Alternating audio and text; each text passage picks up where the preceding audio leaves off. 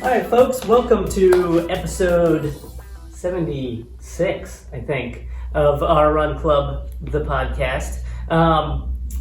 Today, if you're watching on YouTube, you might notice something a wee bit different.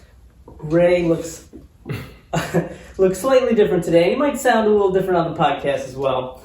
We've got a very special guest. Ray's on vacation up in Lake George, having himself a blast.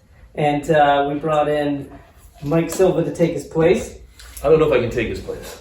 I don't think anybody can really take Ray's place. I'm going to sit in the chair that Ray once sat, and I will try my best. Do your best. All right. That's all I ask. So Michael is a physical therapist. He owns Foundation Performance, which is one of the best physical therapy, sports medicine offices I've ever seen. Awesome. And I've seen a few in my day. Yeah, I bet. Only the best over there. And works with a lot of elite athletes and kind of your everyday folk as well. Yep. What I thought we would start with, since our listeners don't really know you all that well, is a little bit of an origin story, kind of where you began. I mean, you can start way back when you were... Like when I was born? When you could. We've only got 45 minutes though. So maybe focus a little more on how you got into physical therapy, sports medicine. All right, so skip the first 27 years. Yeah, maybe do that. All right, we can do that. Cool. So how did you get into this career of yours? This career of mine. So I was a typical middle school, high school athlete. Got plenty of injuries, so I spent time in physical therapy as a young child. And my most significant injury is I dislocated my kneecap 3 weeks before my senior football season. I was a football guy back then. Oh, jeez. Yeah, no, don't hold it against me. I won't. And I was in therapy 5 days a week for 3 weeks, and I ended up not missing a game, and it was a really big deal. And I'm like, hey, you exercise, you help people, and you can wear sweatpants. This is kind of cool. Sounds like a good game. So it was a win-win. So anyway, that's how I got interested in it. Got a bachelor's degree at URI in exercise science. Took a year off. I worked in the exercise kind of prehab world for a while, for a year. Then I went to UMass, got my master's degree. That's where I met my wife, Carla, who you know. Yeah. Then became, typical outpatient sports medicine PT at a few different clinics in Mass, and then moved here to Rhode Island. Then started my business in 2000. Cool. Just traveling. Doing a lot of work with golfers back then, to be honest. All right. Yeah, and then 2003, I opened my first office. I'm doing all just cash pay, performance, training type of things. Mm-hmm. And then through a shopping experience at Roadrunner. Well, hey, how about that? Yeah, my wife was talking to one of the sales guys there who's long gone. And she was home with our first child, so she wasn't working. She's also a therapist. Mm-hmm. So anyway, I'm kind of branching on how I got into the running world. Yeah. Okay, so she was there buying a pair of shoes for herself. She had my son in the stroller, talking to this guy who was, they just started chatting. She's like, yeah, I'm a physical therapist. My husband has his own practice. He's starting up the road here. So this guy came to see me and enjoyed the session, did really well. And then he sent me the famous Keith Kelly. Oh boy, do I know Keith Kelly. Yeah, he must have been a cash cow for you. Yes, Keith was awesome. I mean, he's a walking billboard, and if you guys don't know Keith, just an awesome human being. And you couldn't find a more motivating person in the sport at the time. Right. So thankfully, did really well with Keith. Nice. And Keith just happened to run with this no-name guy, Mark Carroll, who, he was okay. He's all right. Joke, he was the man. I think he was labeled as the fastest non-African distance runner in the world at this point. Yeah, so no joke. No joke. The dude knows how to run a few miles. Yeah, he knows how to put one foot in front of the other. Very fast pace. So anyway, then I worked with Mark, and then, here in Providence we have such a good elite run group thanks to Ray and the PC crowd. Yeah. So then it just spilled over into the whole Run Providence crowd, and became the PT for the elite runners in Rhode Island, which was awesome. And it's a passion. Yeah. I love the lower extremity mechanics. I love all this, so that's how I kind of fell into it. In the time I was growing my PT practice, and then now we have 3 offices, and I label our business as the business the runner built. Well, there you go. Because we probably have more runners percent-wise than any clinic that I know of in the country right now.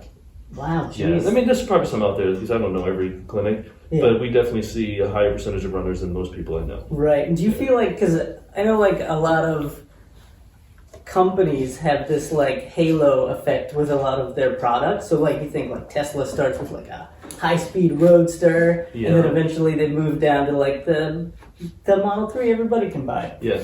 Do you feel like the elite athletes were kind of like your roadster, say, and they would, like other athletes who would run would see you working with these elite athletes and go like, well, if he's working with Yeah. Mark Carroll or Yeah. Molly Huddle or someone, then Yeah. he could probably take care of me too. I would lie if I said that wasn't a very helpful part of the business. Yeah. You know, around that time too, I'd written a few articles for magazines. I was interviewed in a few, and it was mentioned my name with Mark's and Keith's, and then when Molly came into town, I started doing a lot of work with Molly and with Saucony, doing some projects with them. Yeah. So yes, it absolutely helped. Right. So Right. well, if Molly and Keith and Mark and Roisin and all those people go there, then it's got to be good. Yeah. So I think that in combination with I tried to educate coaches as best I could. So I was Yes, doing lots of clinics, and I still do it. That's a big part of my business now, and I think that was another factor that just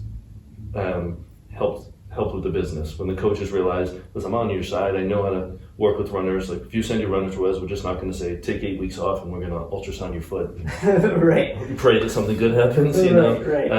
So yeah, those are probably the two biggest factors. Cool. The Roadster definitely helped at the beginning of my career. Absolutely. Cool. With that in mind, so you've got this like juxtaposition of like your elite top end athletes who are kind of at the top of their game, and then you might have someone who just joined like team and training and is kind of trying to run their first marathon and they've never run before in their whole entire life. So there's a little bit of a difference going on there. There is. What do you think is like the biggest difference between, I mean, obviously talent and all that, but like working with those different types of athletes? What are some of the different challenges that they present? All right, that's a really good question. So the first thing that pops into my mind when you ask that question is, I think it's harder for the average Joe to try to build their running and really maximize what they can do physically, because the average team and training person that came in, right? Or just the average weekend warrior age grouper, they've got a job, they've got a family, they've got so many responsibilities. Right. So you have to balance, okay, you've got to run, and if you're training for a marathon or an ultra or an Ironman, like that's a lot of time commitment. Yeah. So they got to balance that with real life and job and kids and home duties and all these things. So that's the biggest challenge, is trying to get those people, no, you need to spend 20 minutes doing some self-care, some strengthening or stretching. They're like, I don't have 20 minutes. Are you crazy? Yeah. Whereas if you fast forward to someone, I'm going to use Molly's name for example. This isn't an example of the conversation I had with Molly, but she gets paid to do this. So she sleeps when she needs to sleep. Yeah. She trains when she needs to train, and she eats when she needs to eat. Yeah. That's their profession. Like that's what they do. So it's easier, and they realize the importance of it because there's a lot of money riding on whether they get to the start line. More importantly, whether they get through the finish line, right? Yes. So they have a little extra motivation. They have a little more time to put into it. So it's actually a little more challenging to work with the normal person and trying to get them to really take care of themselves and maximize what they can do physically. Right. Did that answer your question? Yes. It's a time thing. What's that? It's time. It's time. It's a very valuable commodity that we can't seem to make last longer. It's true, man. There's only so much of it. There is only so much, and it's a lot of, when I do some of the public speaking, I talk about it. I actually have a screenshot. I don't know if you've ever seen it. And I have 10,080 number ones on a screen, because that's how many minutes there are in a week. Yeah. And I kind of just go through and highlight, okay, if you sleep, like block off all the minutes you use for your daily activities. There's still plenty of time for us to get this stuff done. All right. Well, that's so all you runners, like, there's plenty of time. Trust me. There's time. There is time, but it's just getting you to fit it in is the tough part. Right. So before we get into like your Run Strong thing, I have kind of a selfish question for one of our listeners. So he's recently become injured. He's got Achilles bursitis. Okay. This is self-diagnosed, of course. Or Dr. Google helped. Dr. Google helped figure this one out. If you're someone who suffers from something like that, like an Achilles bursitis, what are some little tips and tricks you can give him, just quickly? Well, right off the bat, for anything, get it checked out. Yeah. That's the number one advice, because it could be something extremely simple, it could be something pretty severe. You don't want to run through it for days or weeks at a time and just make it worse. Mm-hmm. Because no matter what the injury is, if you get in and get it treated when it's new, it's only going to interrupt your life that much. Gotcha. Whereas if you try to speed limp and run through it for a month, now your life is going to be disrupted this much. Right. So that's, it's a really generalization, but typically I tell people, if you have something that lasts more than 3 days, mm-hmm. or if it's getting worse, just get it checked out. And I love when people come in and they say, it's only been going on for like 3 or 4 days, I don't even know if I should be here. No. That's perfect. That's perfect, you should be here. And then it could be just some talking advice on, maybe you should just lay off the hills for right now, not even stop running. Lay off the hills, lay off the speed work, you can't be up on your toes.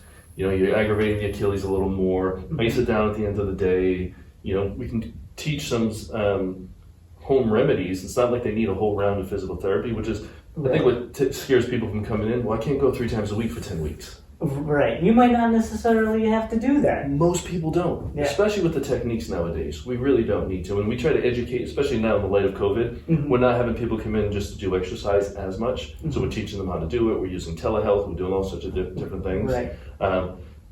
Just get it checked out. Gotcha. Don't run through it. If I had a nickel for every time I said don't run through it in my career, I'd be doing okay. I'd be driving that road still. I know, right? Which I'm not, but I would be. And just another quick aside on that topic. If I'm someone who does have something that pops up, do I need to go to like my primary care and then get referred? No. Or can I just pop in and say... That's so 1980s, Eric. I know. But I hear it a lot here. So I'll get someone who gets something bothering them, and I'll tell them, I'll give them your card, and I'll say, go here. And then I hear back from them, and they didn't go because they went to their primary care first, and their primary care said to take 8 weeks off and not do anything. Yeah. Right? So they can just go.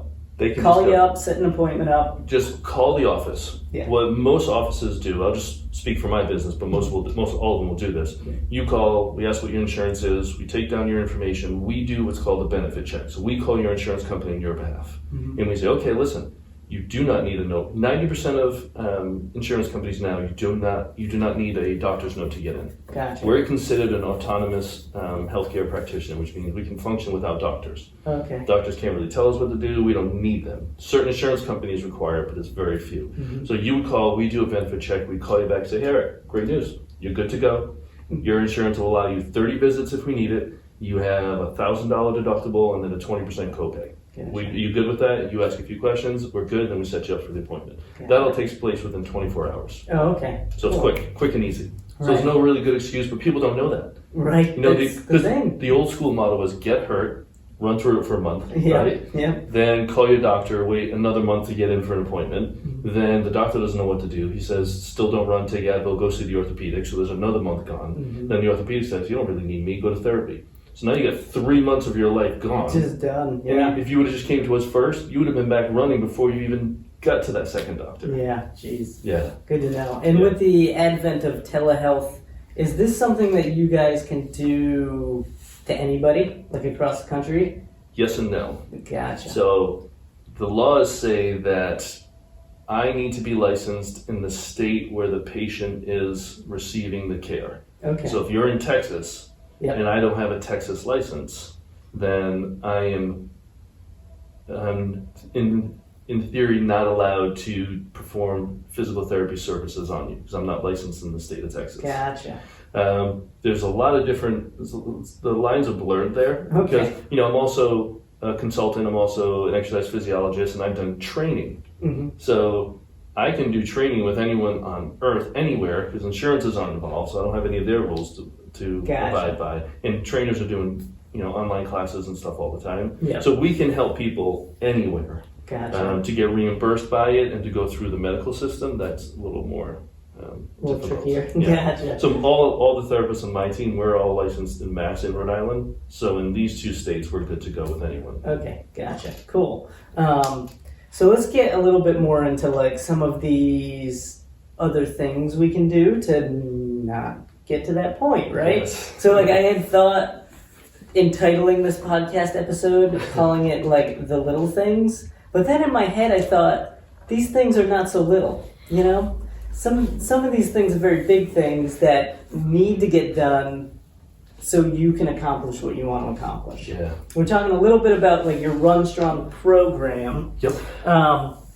which I've done a couple of classes in person, Yeah. and I remember your plank. it's awful. My plank is awful. The class is awesome. My plank, not so It's much. not awful. Your plank had room for improvement. That's good to Leave know. it at that. So what I remember from it is it covers basically like 3 important aspects, right? Yep. And you can add whatever you need to add. You've Sure. got your like strength, your kind of warm ups, and then like your recovery piece, like your foam rolling and you're taking care of yourself stuff. Yeah.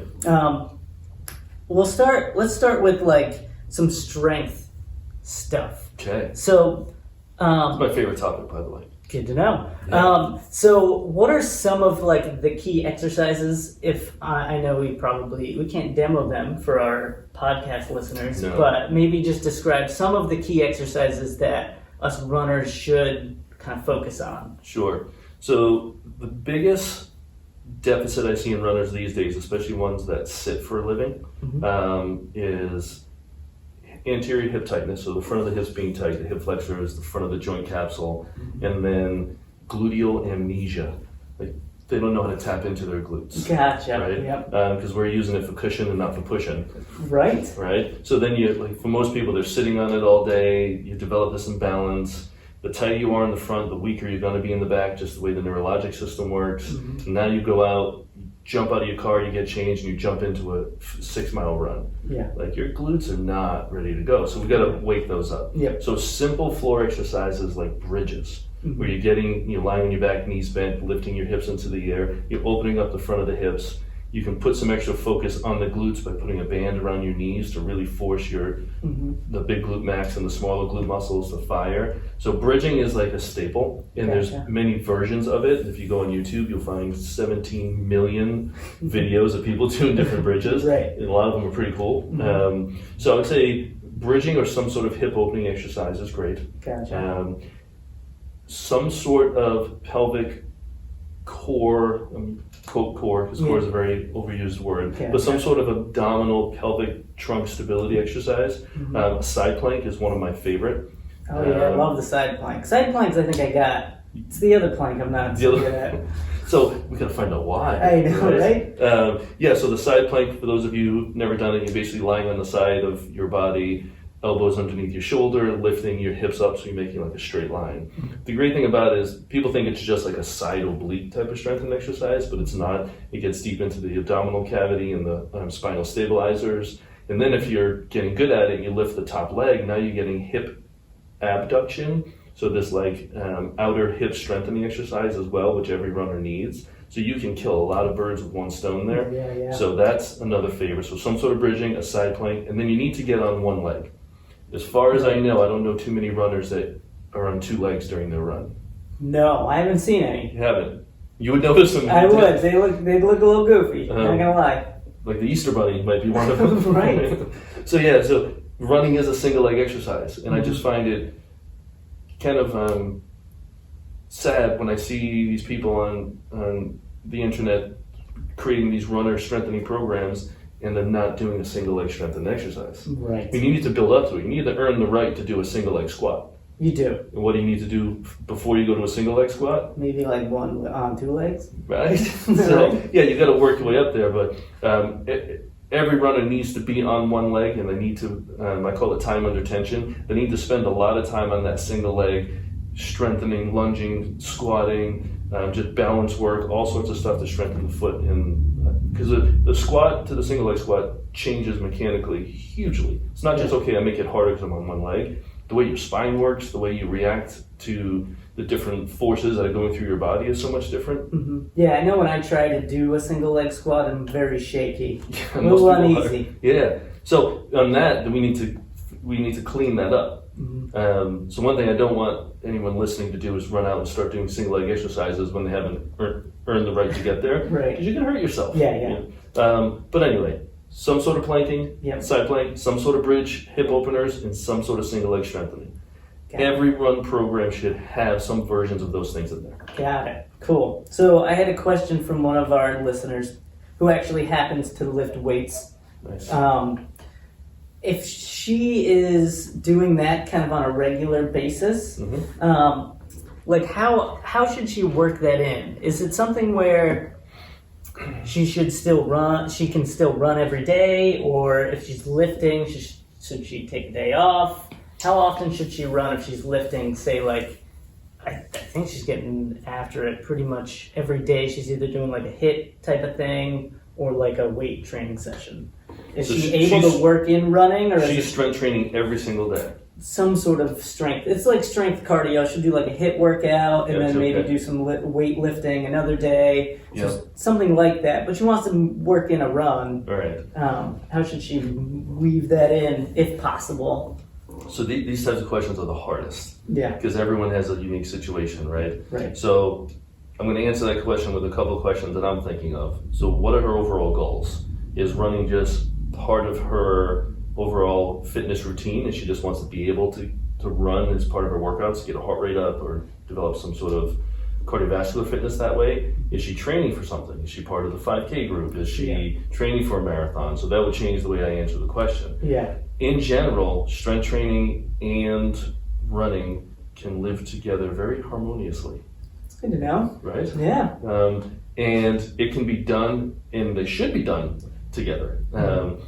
It depends. So if she's doing a really hard weight workout where she's just kind of wasting herself and she is so damn fatigued after, probably not a good idea to go for a 2-3 mile run, Gotcha. right?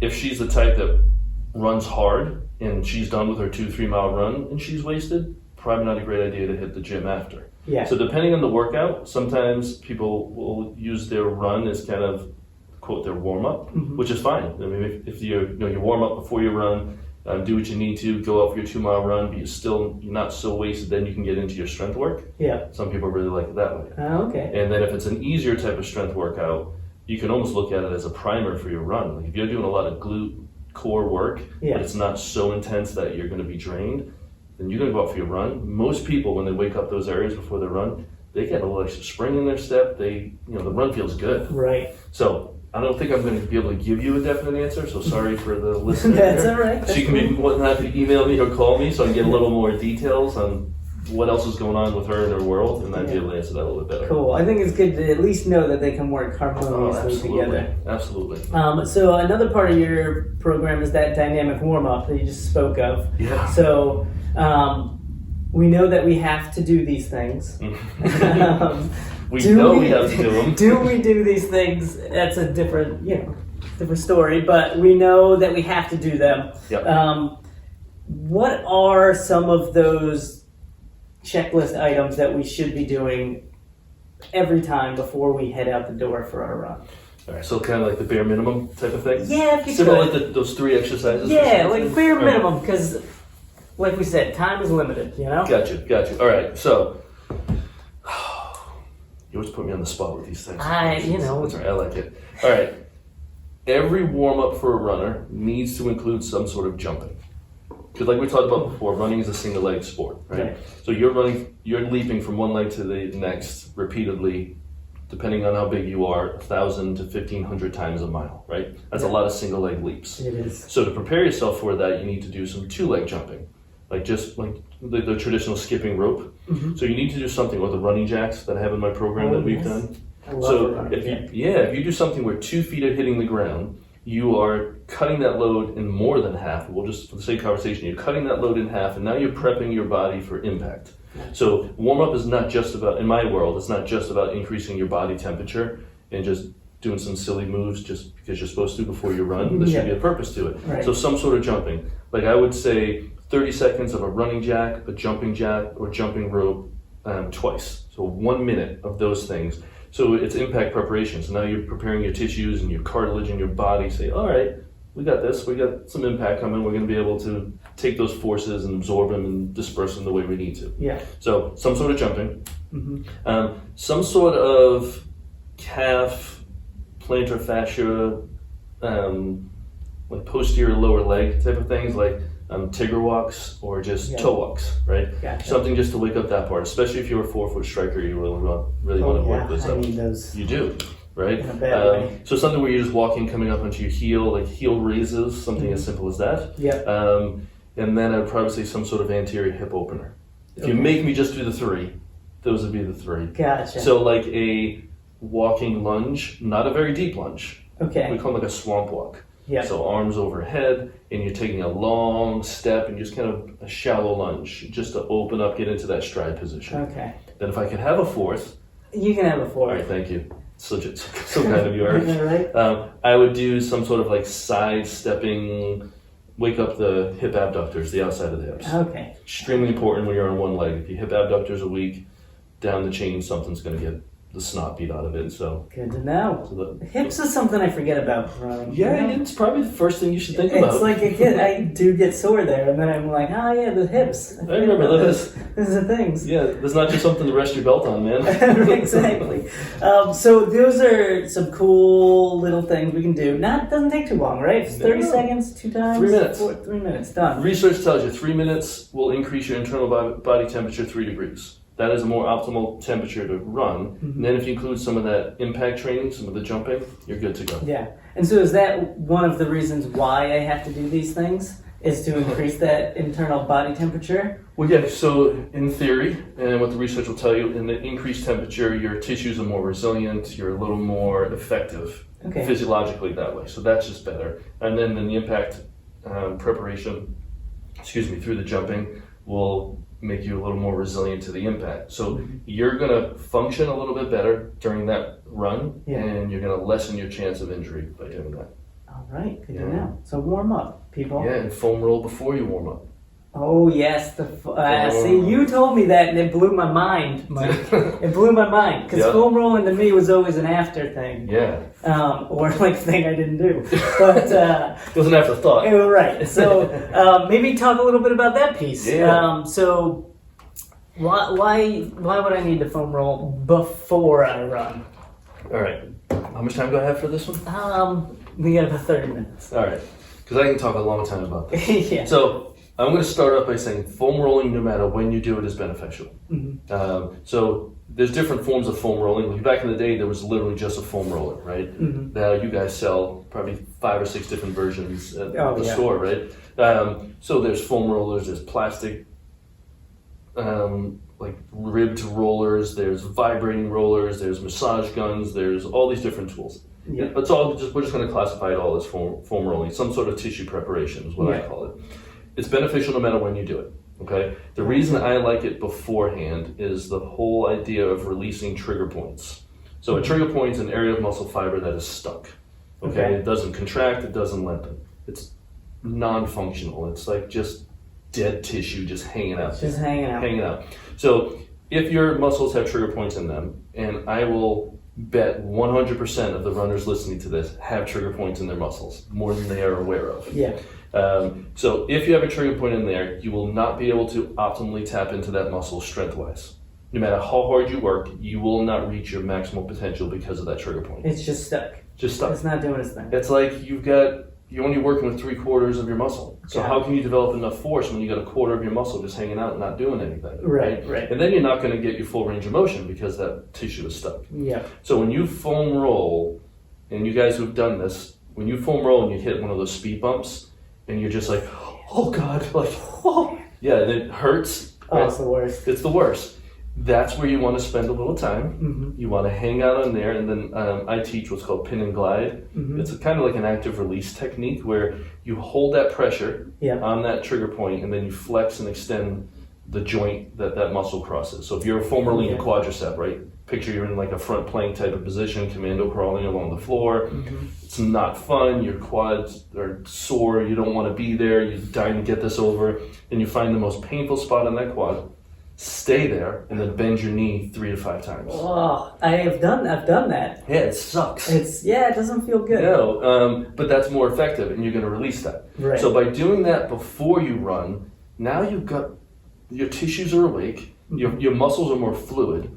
There's a what's it called? Thixotropic benefit. Means that your muscles they're just more fluid, more lubricated. It's a good thing. Yeah. So that happens, and then now you've got this trigger point, which is released to a certain extent, maybe 5-10%, maybe 95-100%. Who knows, depending how new the trigger point is. Yeah. But now it's functioning. It's ready to go. Yeah. So you release that in your calves, your glutes, your quads.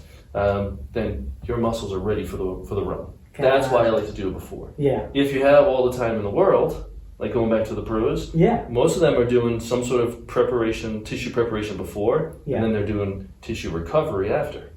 So how can one foam roller get me ready to run, but then also get me recovered after I run? It's magic. It seems like some sort of witchcraft. It's all it's basically your own personal massage therapist. Not even close to as beneficial as a massage therapist. Yeah. But so what I just talked about is why it's beneficial for before. Yeah. And then for the people on the bandwagon of no, I do it after as part of our recovery. Mm-hmm. It has a reduced soreness effect. You know, DOMS, delayed onset muscle soreness. Have you ever heard that term? Yeah. Okay. So DOMS. Sure. Just talked about it this morning with my wife. So it's basically the soreness that you get after a hard workout. Like the next day, you're like, oh yeah, that was a track workout I did last night. Right. You can feel it the day after. Yeah. Or when I was really big into heavy weight training, I'd wake up the next morning after an upper body workout and I can't wash my hair because my arms are so sore. Yeah. That's DOMS. It's delayed onset muscle soreness. Mm-hmm. Afterwards, by increasing the thixotropic properties of the muscle and freeing up some adhesions that happen, you can get much less soreness after your workouts. Oh, all right. So that's why it's the same technique. Yeah. It's just beneficial for before and after. Okay. Does that make sense? It does. Yeah. Okay. I feel like it's foam rolling is just a magical thing that all runners should do. It's very important. Yeah. Yeah. I've spent a lot of time talking about it over the years, and I've sold hundreds and hundreds of foam rollers out of our offices. Yeah. Just because they're that important. We don't carry too many products, only the ones that I really stand behind. Yeah. And we've got expensive foam rollers and we have cheap foam rollers. So depending where your budget is, get something. And you sell lacrosse balls too. We do. Lacrosse balls work. They're fantastic, right? They're insanely ugly in what they do because it's painful. But no, they're good. So for the calf and the lower leg, getting a lacrosse ball in there, getting behind the shin bone, you can't get that with a foam roller. Right. So lacrosse, so if you said, okay, Mike, give me the tools we need for this tissue preparation, foam roller and a lacrosse ball, and there's not an area in your body you can't get ready. And those two things are really inexpensive. You can find a decent foam roller for $9 or $10. Yeah. You can get a lacrosse ball for $3 to $5 somewhere. Right. Or you can get packs of them. You don't need to get all these fancy massage balls and these really expensive tools. No. I mean, if you want to, there's some cool stuff out there. Yeah. But for $25 or under, you're good. Cool. Good to know. So with the kind of recovery piece in mind, I've always been a big fan of your bucket analogy when it comes to running. Yeah. Talk about how this Run Strong program fits into that bucket analogy. All right. Maybe I'll give you the video that you can. That would be cool. The little cartoon video. Have you seen that yet? I don't know if I've seen the video. I've seen the slide with the. So actually, I will send it. Remind me. Okay. Because it'll help. The visual typically helps. Yeah. So for those of you guys listening, I'll try to do my best visual storyteller impersonation here. So if you visualize yourself as a bucket, right, and water's pouring into the bucket. The water going into the bucket is the running and the training that you're doing, right? So the more training you do, the more water that goes into the bucket, the higher the level of water goes. Yeah. When that water hits the top of the bucket, again, for explanatory purposes, that's when bad things happen. That's when you're going to get hurt, right? So how can you keep adding more miles, adding more workouts? The water's going to go up. So what can you do to continue to train and not let the water crest over the bucket? You got to drill some holes in the bucket. Right. Holes work, right? They do. So if you drill holes, water slowly pours out, you can continue to add training in. what are those holes? These are the recovery, prevention, self-care techniques that I talk about with Run Strong. Yeah. Right? So let's say you do your 3 to 5 minutes of foam rolling every day. Drill a hole in your bucket. Mm-hmm. Let's say you do 3 minutes of dynamic warm-up before you run. Drill another hole in your bucket. You do your strength training 2 to 3 times a week. Mm-hmm. Drill another hole in your bucket. You're working on your mobility after your runs. Drill another hole in your bucket. You're sleeping 8 hours a day. Drill a giant ass hole in your bucket. So all these self-care techniques you're doing, you're drilling more and more holes. What does that mean? You can pour more water in that bucket so you can get your speed workouts in. You can do hills. You can run faster. You can run longer. You're just more resilient. If you don't do those things, if you're not drilling holes in your bucket, sooner or later your body's going to remind you that you didn't do that. Got it. That makes sense? It does, yeah. And the video will be good. I'll send it to you. Cool. And so, like, these different things, like you're saying, you have different drill bits, right? Different size drill bits. So, like, that sleep one is a big old drill bit. That's like an inch and a half or That's something. probably the biggest hole you can drill, in my opinion. Yeah. Can you talk a little bit about sleep? I can talk a lot about sleep. Yeah. In, like, 5-10 minutes? Oh, yeah. I can do less of that. Cool. Before that, yeah. I'm going to tell you about this really new supplement that came out. Oh, all right. Right? So, this supplement will decrease your risk of cancer, decrease your risk of diabetes, decrease your risk of heart disease, decrease your risk of depression and anxiety, increase your physical performance, your mental awareness and your mental clarity, Yeah. improve emotional stability, ward off cravings for junk food. It's pretty cool, right? Yeah. And guess what? It's free. Free? Free supplement. Mike, how do I get this amazing supplement? It is sleep. What? Yeah, being kind of corny there, but there are so many health benefits to sleep. Like I cannot eat. That was just a list off the top of my head, but I have dozens of research articles on specifically how sleep can help athletes. Yeah. Not only just helping ward off injury, but improving performance. Mm-hmm. There is nothing more beneficial than sleep. So 15 years ago when I started working with runners, I was all about measuring. I still do like my run analysis, which you took part in, right? Yeah. So I'm measuring strides and foot strikes and talking about all these running metrics that we can measure and parameters. But now I backpedal. Like when people come in for our video running assessment, I'll say, okay, well, tell me about your sleep. How many hours of sleep you're getting? Yeah. Well, I only get 4.5 to 5 a night. I'm like, don't waste your money on this assessment. Because the best thing you can do, like, go sleep. Go to sleep, man. Go to sleep. Get the sleep, like you have to. Yeah. So it is that important for just overall life and health, but especially for athletes, for resiliency and performance. Mm-hmm. And I would love to say that I'm the perfect sleeper. I am so much better because this has been a personal battle of mine. Yeah. I battled insomnia. Even when I was a kid, my parents tried everything. I'm just not a good sleeper. Yeah. I tend to be an anxious warrior type of guy. Gotcha, yeah. Not warrior with the W-A, the W-O. Okay, yeah. I like to think I'm a WA warrior, but so just working on it my whole life. And then my wife, who you know, Carla, who's a wellness coach, and has been living with me for 20-something years. She's like, yeah, you need to sleep, man. Like, you can't be up till 2 a.m. working on this and that. Yeah. So through her guidance, I've given myself a really great sleep hygiene routine, which I teach to a lot of people when I have the opportunity to. Yep.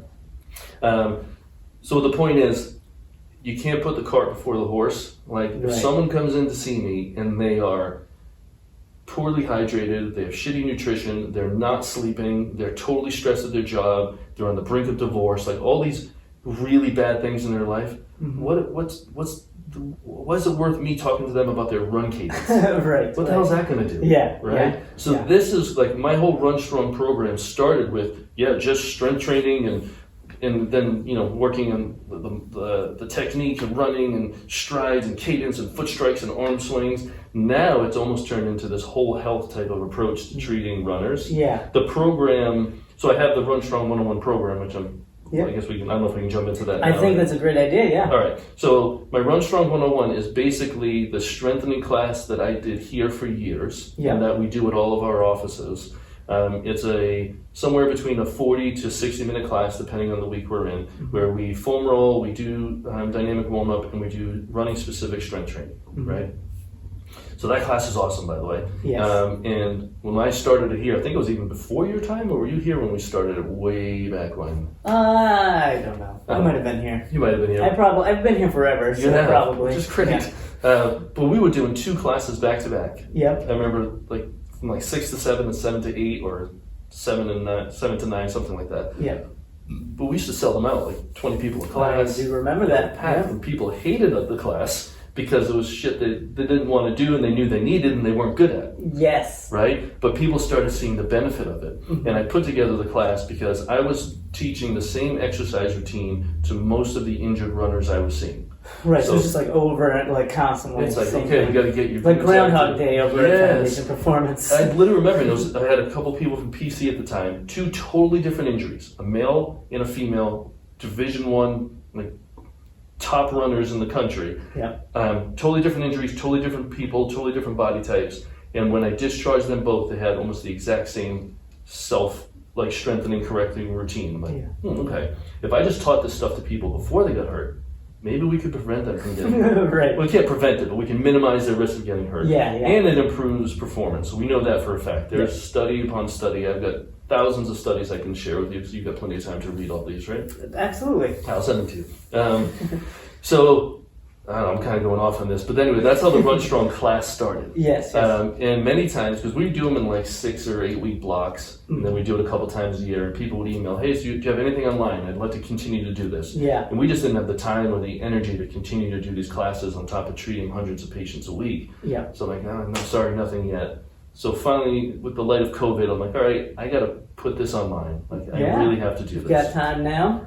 I had just the motivation, And all right, I gotta get something going. gotta here. get something going, and I want to reach to more people besides the greater Providence and Right. Massachusetts area where one of my offices is. I've been doing this class for 15 years. It's a lot of blood, sweat, and tears into it. It's evolved over the years. But anyway, so right now, the Run Strong 101 class that we will be launching within the next week or two is it's labeled a 5-week strengthening program. Mm-hmm. So each week has a different workout that builds on itself. So week 1 is the easiest of the weeks, then week 2 is slightly different, week 3, week 4, week 5 is the hardest of the 5 weeks. Yeah. So at its fastest, the program is a 5-week course where you do 3 workouts a week, every other day, Yeah. then you progress to week 2. Not everyone's going to be able to progress that quickly. Right. So some people might need 2 weeks at every level of the course. So their first workout, they might do 3 times a week for 2 weeks. It doesn't matter. So everyone's on their own journey, and I kind of educate them as we do the class. All the classes are pre-recorded. Yeah. We've got a stud of an athlete who's the visual model that people follow. Yeah. I do the voiceover to talk to you about your form. We have a countdown timer. Everything's on 30-second intervals. Cool. And so you learn. The first week, it's a lot of this voice. So I apologize to people. It's a lot of me talking. It's all right. To give them, It sounds good. Thank you. But it gives them the basis on why they're doing this exercise, what the correct form, and then I talk a little less and less every week because you get it. Right. And then we add more challenging exercises. Mm-hmm. So the week 5 workout is a tough workout. Yeah. So that we're in the final stages of editing. It's already filmed. I just got I think week 4 and 5 left of the voiceover to do. My video guy's ready, and we're going to launch it by first week of September. Awesome. Which I'm pumped about. Yeah, this will be fun. Yeah, so we have a pre-sale right now, and I've sold a whole bunch already to people who would just want to take the course. Yeah. And when you do get the course, we have 5, I call them awareness building exercises to work on while you're waiting for the course. Or even when it's launched, I encourage people to take a week to work on these exercises. Basically teaches you how to gain control of your pelvis. So if I told you to tilt your pelvis forward or backward, you need to know how to do that. Yeah. How to connect your rib cage to your pelvis, how to activate the muscles deep in your arch, work on some single leg balance, and work on a hip hinging type of movement. So there's professionally done videos to watch that. You do your pre-work, and then you get into the class. And it's basically what we did here. Yeah. People have a year to do it, and you can redo the class. You can do week 1 for a month if you want. Yeah. You can turn this into a 5-month class. We don't charge by the class, by the month. Right. You just buy the package and Buy the it's yours. package. Yeah. So my goal is for everyone to just get this package, master these exercises, Right. and then in 2021, because I don't want to do anything else in 2020. Which one have I done with 2020? Right. We're just gonna move on from 2020. Yeah. Can't wait for New Year's celebrations. In 2021, we'll have a Run Strong 201. Oh, all right. Yeah, which will be kind of a build off of that. So now we're getting into more advanced. Gotcha. So I can envision probably 3 different series when it's all said and done: beginner, intermediate, and like hardcore. Yeah. And you got to start. You got to start with the 101 first. Start somewhere. You can't go to chemistry 201 without taking chemistry 101, right? You could. You get an F. You would get an F, right? We don't want that. We don't want to. We want to set people up for success. At least a C plus before you move on. A minus. All right. Nothing less than an A minus. All right. So anyway, that's the class. How we're turning it into like a online thing. Can I mention the code we're going to Absolutely, yeah. I think that's good. We're probably going to have to wrap up. All right. So for anyone that listens to your podcast, so right now there's a 25% discount for the pre-sale. So anyone who buys it before we officially launches it saves 25%. Yeah. So the course is $199 normally, so it's like $149. But for your podcast listeners, just because I love you and what you guys are doing, Thank you. we're going to give another 10% off. So you can save 35%. And then I'll share with you the link that you can put on, right? Yeah, that'd be show notes or fantastic. something. Yep. And just use coupon code ORC2020. Got it. Our Run Club 2020. That's easy So, peasy. I can't do the math, but 35% off. And when you spread that out, you're talking dollars. Yeah, it's like a couple bucks per exercise. It's like a nickel close. per exercise, probably. And then if you spread it out from 10, 12, 16 weeks, as long as you want to. Yeah. And also through this, I teach people how they can make it the exercise a little bit more challenging. Like I want people to do it. Right. And then hopefully they're doing it, they're seeing the results, and they're spreading the love. Fantastic. Cool. Yeah, so I guess thank you for coming on, man. We're This was gonna awesome. wrap it up. Yeah, I appreciate it, and I think this Run Strong program is definitely something pretty much everybody who listens to a podcast about running should probably take a look at. Absolutely. Yeah. So definitely do that, and then when you do go to purchase it, enter code ORC2020 when you check out. Yep. Save 35% off. 35%. And remember, folks, keep running because it's good for you. It is.